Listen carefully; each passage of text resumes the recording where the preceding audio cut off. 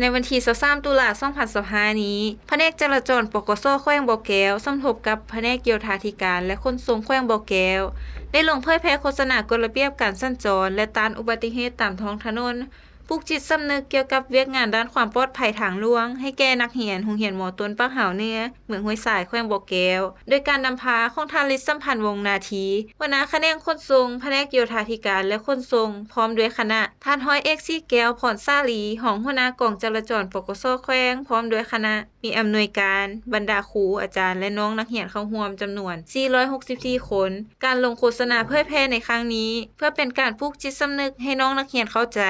ในระเบียบจราจรทางบกและสร้างความรับรู้ในการนำใช้ยานพาหนะให้มีความเป็นระเบียบเรียบร้อยมีสติในการใช้รถใช้ถนนผลเสียหายจากการเกิดอุบัติเหตุความรับรู้เกี่ยวกับป้ายจราจรการดัดแปลงสภาพเทคนิครถและการขับขี่รถด้วยความปลอดภัยนอกนั้นก็ยังได้เผยแพร่เอกสารกฎหมายว่าด้วยการสัญจรทางบกกฎระเบียบการสัญจรตามเส้นทางหลวงดำรัส568/นย.